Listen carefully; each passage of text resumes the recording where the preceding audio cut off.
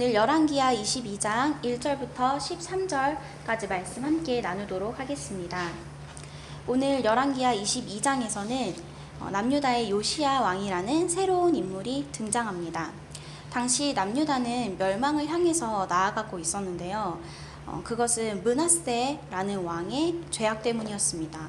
므낫세 왕은 히스기야의 아들이고 또 요시야에게는 할아버지가 되는 그런 인물인데요. 이 므낫세 왕은 하나님 앞에 아주 가증스러운 그런 죄악들을 많이 저지른 사람이었습니다. 그래서 하나님께서는 므낫세 왕의 죄를 물어 남유다를 멸망시키시기로 하셨습니다. 그리고 그 아들이었던 아몬 왕도 그렇게 하나님 앞에 선한 왕은 아니었었던 것 같습니다. 그는 통치 2년 만에 갑작스럽게 죽게 되고 그의 어린 아들이었던 요시야가 왕위에 오르게 됩니다. 요시야가 왕위에 오를 때 요시야의 나이는 8살이었다고 하는데요. 이 어린아이가 왕위에 오르다 보니 아무래도 좀 어른들의 도움이 많이 필요했을 것 같습니다. 그럼 누가 요시야 왕을 가장 잘 도와줄 수 있었을까요? 우리가 1절 말씀에서 그 힌트를 좀 볼 수 있는데요. 1절 말씀에 보면 요시야의 어머니에 대한 설명이 조금 나옵니다. 보통 왕에 대해서 설명을 할 때는 북의 족보에 따라 설명을 하는 것이 일반적인데 여기서는 엄마와 그 아버지에 대해서 설명을 하고 있죠. 그것은 요시야 왕이 아버지 쪽보다는 어머니 쪽과 성향이 조금 비슷하고 영향을 많이 받았다, 이렇게 우리가 추측을 해볼 수가 있습니다. 그럼 요시야 왕의 어머니는 어떤 사람이었을까요? 성경 1절 말씀 보니까 보스갓 아다야의 딸이라고 설명을 하고 있습니다. 보스갓 아다야는 제사장의 이름입니다. 요시야 왕의 어머니는 제사장의 딸로 자라게 된 것이죠. 그러니까 아마 신앙교육을 잘 받고 컸을 것 같아요. 그런 어머니는 아마 요시야 왕을 자기와 같은 가치관 안에서 그렇게 교육을 했을 것으로 우리가 또 생각을 해볼 수가 있는데요. 덕분에 요시야 왕은 신앙 좋고 인품 좋은 그런 왕으로 성장을 할 수가 있었습니다. 그렇게 요시야 왕이 통치하고 18해가 지나고 요시야 왕은 26의 건장한 청년이 되었습니다. 어느 날 요시야 왕은 사반을 불러 성전을 수리할 것을 명령합니다. 그것이 5절 말씀에 나와 있는데요. 성경 5절 말씀 한번 읽어보도록 하겠습니다. 여호와의 성전을 맡은 감독자의 손에 넘겨 그들이 여호와의 성전에 있는 작업자에게 주어 성전에 부서진 것을 수리하게 하되. 요시야 왕 당시의 성전은 기능을 잃은 채 허물어져 있었습니다. 므낫세 왕 아몬 왕에 걸친 이 긴 시간 동안 다시 극심한 우상 숭배가 시작되면서 성전이 오랫동안 방치되었기 때문인데요. 근데 성전이 그냥 방치되었다 그래서 막 무너지거나 하진 않겠죠? 이것은 당시 유다 왕들이 직접 나서서 성전을 무너뜨리기까지 하는 이런 일들이 자행되었다고 합니다. 우리가 성전에 대해서 잠시 생각해 보면 좋겠는데요. 이 성전이라는 것은 사실 기독교 신앙에 있어서 정체성이라고도 할 수 있을 정도로 중요한 의미를 가집니다. 하나님께서 사람에게, 그러니까 성도들에게 그러니까 성전을 주실 때에도 좀 특별한 의미로 주셨는데요. 하나님께서 그토록 사랑하셨던 다윗 왕에게도 하나님이 성전을 쉽게 허락하지 않으셨습니다. 다윗 왕이 굉장히 하나님께 간구하였었거든요. 그런데 다윗 왕에게 허락하지 않으시고 그 아들인 솔로몬 왕의 그때에 이르러서야 하나님께서 성전을 허락하여 주셨죠. 주실 때도 그냥 주신 것이 아닙니다. 하나님도 특별한 의미로 우리에게 주신 것입니다. 그런 성전에서 제사가 그쳐지고 사람들의 발길이 끊기고 방치되고 그리고 건물이 허물어지기까지 하였으니 정말 안타까운 일이 아닐 수가 없는데요. 그러나 이것은 단순히 우리 눈에 보이는 성전의 문제만은 아닌 것 같습니다.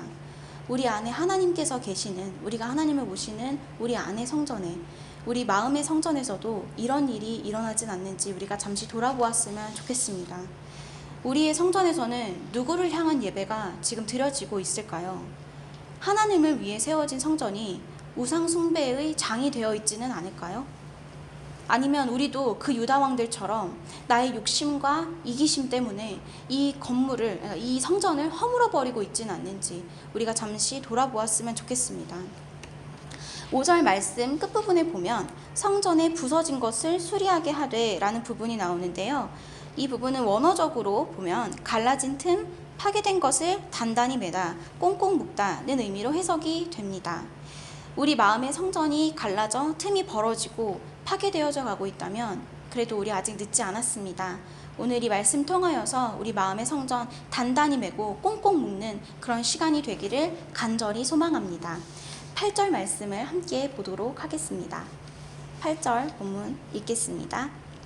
대제사장 hil기야가 서기관 사반에게 이르되 내가 여호와의 성전에서 율법책을 발견하였노라 하고 hil기야가 그 책을 사반에게 주니 사반이 읽으니라. 여호와의 성전에서 율법책이 발견되었습니다. 발견하였다는 것은 새로운 것을 보게 된 것이 아니고 원래 있던 것을 다시 찾게 된 것을 말합니다. 그러니까 하나님의 말씀은 허물어진 그 성전 안에 오랫동안 여전히 기다리고 계셨다는 것입니다. 오랜 시간 동안 우상숭배의 악한 일들이 자행되던 때에도, 왕들이 와서 성전을 부수려 할 때에도, 그때도 여전히 하나님의 말씀은 그 안에 계셨습니다. 하나님의 성전이 제 역할을 잃고 허물어졌을 때에도 하나님의 말씀은 여전히 그 안에 계셨습니다. 우리는 아까 성전의 이야기를 하며 우리 마음의 성전에 대해서도 되돌아보았습니다. 우리 마음의 성전에서도 악한 일들이 일어나고 있지는 않은지, 우리가 스스로 욕심과 이기심에 우리 성전을 부수고 있지는 않는지를 잠시 생각해 보았습니다. 그러나 여러분, 우리가 이런 생각을 할 때에 사실 우리는 조금 위축되고 조금 자포자기하는 마음이 좀 들 수도 있습니다. 이런 나의 마음의 성전에 하나님께서 다시 찾아오시기 싫으실지도 몰라. 아니, 하나님이 아주 너무너무 멀리 떠나가 버리셔서 다시 오시지 않으실지도 몰라. 나의 이 성전은 다시 옛날의 영광을 찾을 수 있지 못할 수도 있어. 그런 마음들로 우리가 스스로 포기하게 될 수도 있습니다. 하지만 여러분, 오늘 열왕기하 22장의 말씀을 보니 하나님의 말씀이 여전히 그곳에 계신다는 것을 우리가 알 수 있었습니다. 여러분, 허물어진 것 같은 우리의 마음에 그 성전 안에 여전히 하나님의 말씀이 기다리고 계십니다. 그러니 우리 오늘 이 말씀을 통하여서 다시 우리 성전을 회복하기를, 이 무너진 성전을 다시 보수하기를, 다시 꽁꽁 묶기를 다짐하시고 그곳에서 나를 기다리고 계시는 하나님의 말씀을 만나는 그런 귀한 시간이 되기를 간절히 소망합니다. 11절부터 13절까지 말씀을 보도록 하겠습니다. 왕이 율법책의 말을 듣자 곧 그의 옷을 찢으니라. 왕이 제사장 hil기야와 사반의 아들 아히감과 미가야의 아들 악볼과 서기관 사반과 왕의 시종 아사야에게 명령하여 이르되 너희는 가서 나와 백성과 온 유다를 위하여 이 발견한 책의 말씀에 대하여 여호와께 물으라. 우리 조상들이 이 책의 말씀을 듣지 아니하며 이 책이 우리를 위하여 기록된 모든 것을 행하지 아니하였으므로 여호와께서 우리에게 내리신 진노가 크도다. 요시야가 말씀을 듣고 회개합니다. 그 조상들의 시절부터 계속해서 이어져 내려온 죄악을 하나님 앞에 철저하게 참회하고 옷을 찢고 회개합니다. 그리고 여기에서부터 남유다의 대종교 개혁이 시작됩니다. 남유다 곳곳에 숨어있던 모든 우상들을 다 불태우고 파괴하는 그 놀라운 역사가 일어나게 됩니다. 그래서 남유다는 다시 하나님께로 돌아갈 수 있었고, 요시야 왕은 하나님께 다윗의 길로 간 선한 왕으로 인정을 받을 수 있었던 것입니다. 아름다운 결말인데요. 이 이야기를 다시 처음부터 찬찬히 살펴보도록 하겠습니다. 요시야는 어머니의 영향을 받아 신앙교육을 잘 받고 인품 좋은 청년이자 왕으로 자랐습니다. 그리고 어느 날 성전을 수리해야겠다는 마음을 먹고 신하를 보냅니다. 신하는 그곳에서 율법책을 발견하고 왕에게 들고 와서 그걸 읽어줍니다. 그러자 왕이 그 율법책의 말씀을 듣고 회개하고 옷을 찢고 남유다 전체에 다시는 없을, 이건 성경적인 표현인데요. 성경에서도 이후로도 없을 사건이라고 이야기를 하고 있습니다. 이후로도 다시 없을 대종교 개혁을 일으키게 됩니다. 하나님이 굉장히 기뻐하셨죠. 근데 이 일들은요, 그냥 요시야 왕이 착한 사람이라서, 아니면 그냥 요시야 왕이 어느 날 갑자기 우연히 그런 생각이 들어서 일어나게 된 우연한 사건이 아니라는 것입니다. 열왕기상 13장의 말씀을 같이 볼 텐데요. 열왕기상 13장 2절 말씀입니다. 제가 읽어보도록 하겠습니다. 하나님의 사람이 제단을 향하여 여호와의 말씀으로 외쳐 이르되 제단아 제단아 여호와께서 이와 같이 말씀하시기를 다윗의 집에 요시아라 이름하는 아들을 낳으리니 그가 내 위에 분향하는 산당 제사장을 내 위에서 제물로 바칠 것이요 또 사람의 뼈를 내 위에서 사르리라 하셨느니라 하고. 아멘. 이 예언은 북이스라엘의 초대 왕인 여로보암의 때에 선포된 예언입니다. 하나님께서는 이미 이때 요시아를 예정해 두신 것입니다. 하나님께서 왜 요시아를 예정하셨을까요? 그것은 하나님께서는 이미 모든 것을 다 알고 계셨던 것입니다.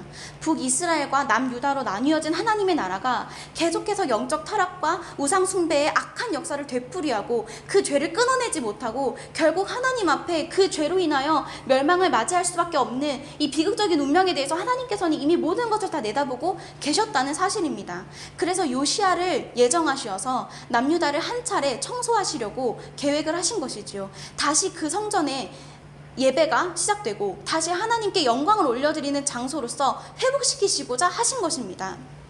우리는 우리 마음의 성전이 우상 숭배의 전으로 더럽혀지지 않았는지 앞에서부터 계속 생각을 하고 있는데요. 우리가 혹여나 우리의 마음의 성전이 그렇게 더럽혀졌어도 혹은 나의 욕심을 채우려고 나의 이기심 때문에 내가 내 손으로 나의 성전을 허물고 있었다 할지라도 하나님께서는 우리가 이렇게 될 것을, 우리가 이렇게나 나약한 존재라는 사실을 이미 먼저 미리 알고 계셨다는 사실입니다. 그래서 하나님께서는 허물어질 성전에 그곳에 말씀을 남겨두셨다는 사실입니다. 그리고 말씀이신 하나님께서 그 허물어지고 황폐해지고 볼품없고 초라한 그 성전 안에서 기다리시며 우리가 어느 날에 하나님의 때가 이르렀을 때에 다시 내가 하나님 앞에 예배를 회복해야지, 내가 다시 하나님 앞에 이 성전을 보수해야지, 뜯어 고쳐야지 하는 그 엄청난 다짐으로 나아올 것을 하나님께서는 기다리고 계신다는 사실입니다. 오늘 이 말씀이 혹시 여러분들의 마음에 뜨겁게 울린다면 그것은 우연한 일이 아닙니다. 그것은 오늘 기분이 좀 단지 그래서가 아닙니다. 하나님께서 여러분들의 성전, 허물어진 성전 안에 남겨두신 말씀을 만나셨기 때문입니다. 사랑하는 성도님들, 오늘 그 하나님의 말씀을 만나 우리가 함께 회개하고 다시 하나님께로 돌아가기를 원합니다. 하나님께서 인도하시는 대로 우리가 다시 이 성전을 하나님께로만 영광 돌려드리는 그런 공간으로 회복하기를 원합니다. 저는 이것이 하나님의 은혜라고 생각합니다. 이 패역한 백성을 향하여 오래 참으시는 하나님의 그 놀라우신 은혜라고 생각합니다. 우리가 이 은혜를 힘입어 함께 기도하기를 원합니다. 제가 기도하겠습니다. 나의 약함과 나의 어리석음을 이미 아시고 또 이미 용서하시고 나의 타락한 자리에서 나를 기다리고 계시는 하나님, 내가 오늘 말씀을 듣고 깨달은 대로 이제 하나님 앞에 다시 돌아가기를 원합니다. 내 안에 세워진 모든 우상들을 패하고 이제 온전히 주님께로만 영광 돌리는 나의 깨끗한 성전이 되게 나를 강하게 붙들어 주시옵소서. 나를 더러운 죄악에서부터 온전히 씻어 주시옵소서.